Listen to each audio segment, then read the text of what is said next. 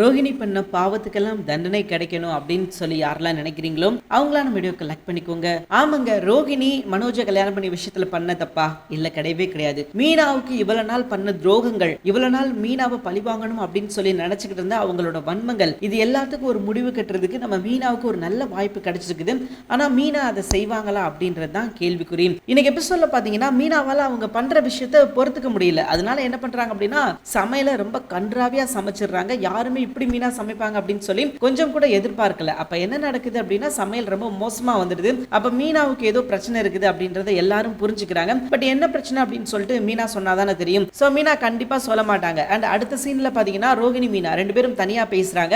அப்ப ரோஹிணி தன் மனசுக்குள்ள வச்சிருந்த விஷயத்தை இப்ப மீனா கிட்ட சொல்லிருக்காங்க. அது மட்டும் இல்லாம இதுக்கப்புறம் மீனா என்ன முடிவு எடுக்க போறாங்க அப்படின்றது மீனாவோட கையில தான் இருக்குது. அப்படி என்ன விஷயத்த ரோஹிணி சொல்றாங்க அப்படின்னா தன் வாழ்க்கையில என்ன சம்பவங்கள் நடந்தது அப்படின்ற எல்லா உண்மையும் நம்ம மீனா கிட்ட உடைச்சிட்டாங்க. மீனா, நீங்க இதுக்கப்புறம் என்ன முடிவு எடுத்தாலும் எனக்கு கவலையே கிடையாது. நான் வந்து என்ன பண்ணுவாங்க, கடைசி உச்சபட்சம் என்ன பண்ணுவாங்க, என்ன வீட்டை விட்டு வெளியே துரத்துவாங்க, அதுதானே பரவாயில்ல, நடந்துட்டு போட்டு, அதை பத்தி எனக்கு கவலையே கிடையாது. நான் போய் என்னோட வாழ்க்கையை நான் பாத்துக்கிறேன். சோ எனக்கு அதை பத்தின எந்த ப்ராப்ளமும் கிடையாது அப்படின்ற மாதிரி அவங்க தெளிவா சொல்லிட்டாங்க. சோ அவங்கள பொறுத்த வரைக்கும் என்ன விஷயம் அப்படின்னு பாத்தீங்கன்னா இப்படிதான் நடக்கும் அப்படின்றது அவங்களுக்கு நல்லாவே தெரியும். அதிகபட்சம் அவங்க என்ன பண்ணுவாங்க, வீட்டை விட்டு துரத்த முடியும். இதுக்கப்புறம் இந்த வீட்டுக்குள்ள நீ வரக்கூடாது அப்படின்னு சொல்ல முடியும். அதை தாண்டி என்ன பண்ண முடியும், எதுவுமே பண்ண முடியாது அப்படின்றது அவங்களுக்கு நல்லாவே தெரியும். சோ அதனால அவங்க என்ன பண்றாங்க அப்படின்னா பரவாயில்ல மீனா, நீங்க என்ன செய்யணும்னு நினைக்கிறீங்களோ செய்யுங்க. இதுதான் என் லைஃப்ல நடந்தது. எனக்குன்னு ஒரு வாழ்க்கை தேடிக்கிடணும் அப்படின்னு சொல்லி நான் ஆசைப்பட்டேன். நான் இல்லைன்னு சொல்லல. ஆனா அந்த வாழ்க்கையை இப்ப கேள்விக்குறி ஆயிருச்சு அப்படிங்கும்போது நான் என்ன பண்ண முடியும், உங்களுக்கு உண்மை தெரிஞ்சிருச்சு, நீங்க தாராளமா போய் சொல்லுங்க, இதுதான் என்னோட லைஃப், இப்படிதான் என்னோட லைஃப்ல நடந்தது அப்படின்ற மாதிரி திடீர்னு பாத்தீங்கன்னா அப்ரூவர் மாதிரி ஆகி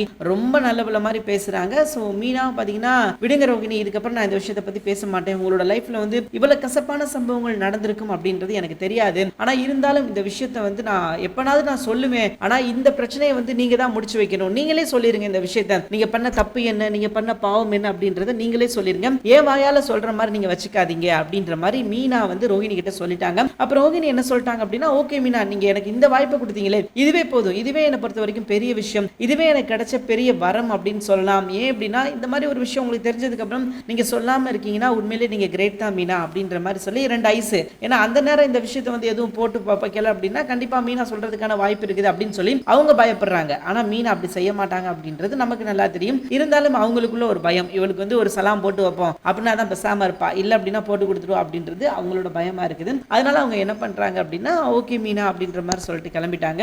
அப்போ இது உண்மைதான், இந்த இவங்க சொன்னது வந்து 100% போய் கிடையாது. இப்ப ரோஹிணி பேசினாங்க பாத்தீங்களா, இதுதான் உண்மை கூட. அந்த உண்மையை இவங்க வந்து இப்ப சொல்லி எந்த பிரயோஜனமும் கிடையாது. இந்த உண்மையை இவங்க எப்பவோ சொல்லியிருந்தாங்க அப்படின்னா பல பிரச்சனைகள் வந்து முடிஞ்சிருந்திருக்கும். பிரச்சனையே ஆரம்பிச்சிருந்திருக்காது அப்படின்னு சொல்லலாம். மனோஜ்கிட்டே சொல்லி எல்லாம் முடிச்சிருந்தாங்க அப்படின்னா அது வேற மாதிரி போயிருந்திருக்கும். பட் அதெல்லாம் நடக்கல அப்படின்றதுனால இப்ப டோட்டலாவே ப்ராப்ளம் வேற மாதிரி அவங்களுக்கு மாறி இருக்குது. ஆனா ஏதோ ஒண்ணு பண்ணி இப்ப சரி பண்ணணும் அப்படின்னு முடிவு எடுத்திருக்காங்க பாத்தீங்களா, இதுவே பெரிய விஷயம். அதுவும் மீனாவுக்கு தெரிஞ்சதுனாலதான் இப்படி ஒரு முடிவு எடுத்திருக்காங்க. இல்ல அப்படின்னா அந்த முடிவு கூட எடுப்பாங்களா அப்படின்றது நல்லாவே நமக்கு தெரியும். ஏன்னா அவங்களோட கேரக்டர் என்ன அப்படின்றத நம்ம ஆரம்பத்துல இருந்து பார்த்துக்கிட்டு இருக்கோம். தேங்க்யூ ஃபார் வாட்சிங்.